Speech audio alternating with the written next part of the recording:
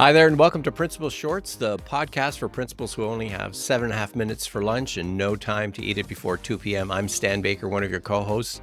Along with Shelley Steele, we're retired educators who worked at adjacent school boards in Ontario in restorative practices, and now we continue to work with principals and teachers in schools about how to implement restorative practices. Here's Paula, our AI voice, to tell you a little bit more about what Restorative Resolutions is all about. Hi, I'm Paula. Restorative Resolutions helps principals and teachers navigate difficult conversations with parents, makes things right, and makes it all about student learning. This episode asks the question, what do you do when a parent comes into your office angry and, as they say, loaded for bear? And that's today's principal problem of practice.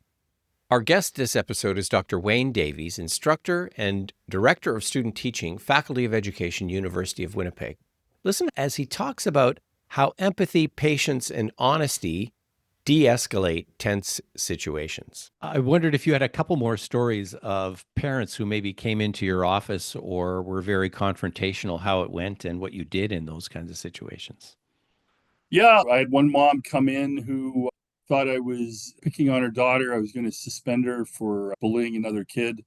And eventually at the end, like as it went, I eventually said, you need to show your mom your phone. And because the kid had videoed a lot of stuff. And it was not something I did lightly because I knew it would be difficult for the parent. But I also could not just sit there with the parent thinking that their kid had done nothing. So finally I just said, you need to show your parent your phone. And the kid was like, I'm not showing nobody nothing. And immediately the parent was like, I need to see your phone. And I was like, so I shifted things over to you two need to sort this out. And then, she didn't show me the video. Like the kid didn't show the video to the parent there. It happened later on. And I got a phone call from the parent apologizing.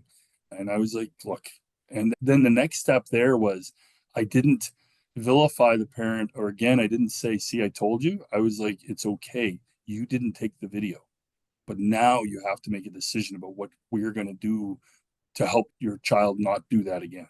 I love the question that you just asked. That is Yeah. terrific. I've had a parent council meeting and a couple parents blew up at me because I'd forgot to put out an announcement about photos. So all the kids showed up at school and they didn't know that school photos were that day. Oh. It was a junior high. Most of the kids don't want to get their picture taken anyway.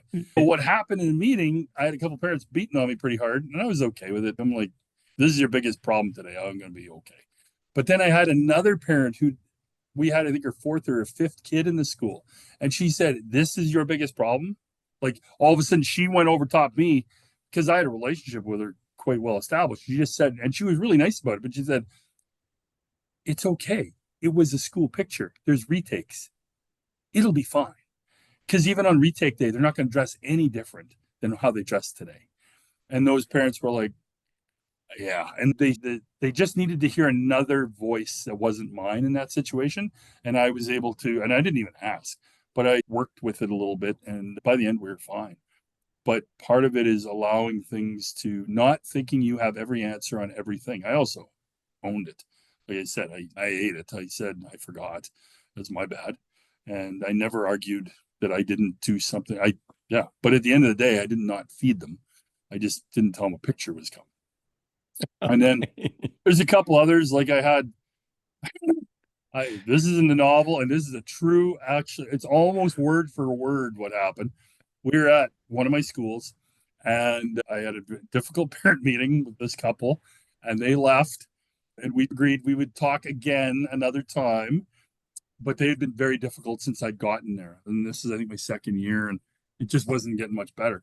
And then all of a sudden, they come flying back in with this 18 or 19-year-old who just, you could tell they had just thrown him around. He was breaking into their car when they walked out. And this couple was pretty rough and tumble. And so they grabbed him, dragged him back in. They wanted to phone the police. I was like, okay, I think he's had enough. But yes, we'll call the police. And at that moment, from then on, we were best of friends. Like, wow, something changed in there because I was obviously very worried about them too. I didn't want them to get hurt. But it was just weird. It was just like sometimes you just don't know why things change. Like I can't tell you why that changed. But from then on, every time I saw them, things were fine. And and sometimes you have parents that you're working beside in spite of.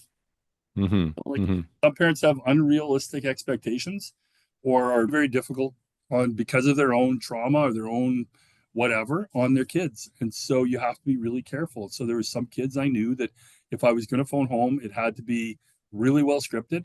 It had to be about something positive that didn't have any holes in it, because they're the type of people that if you handed them $1 million, they go, I suppose you want me to count this.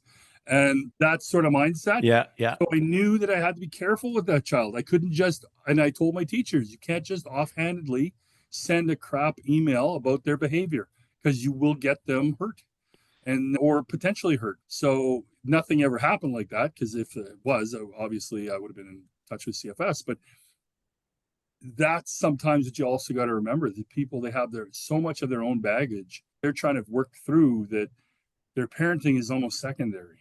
And so they still have the right to parent. I'm not getting in the way of that, but you have a responsibility to that kid to make sure you don't set them up for something bad. As a principal, you know you're often in the crosshairs of someone who's loaded for bear, as they say. So here's practice number 1. If you make a mistake, own it and say so. Practice number 2. Again, listen to understand, not to respond, as parental reactions and emotions may stem from their own personal trauma or stress and has nothing to do with you. It's Paula again.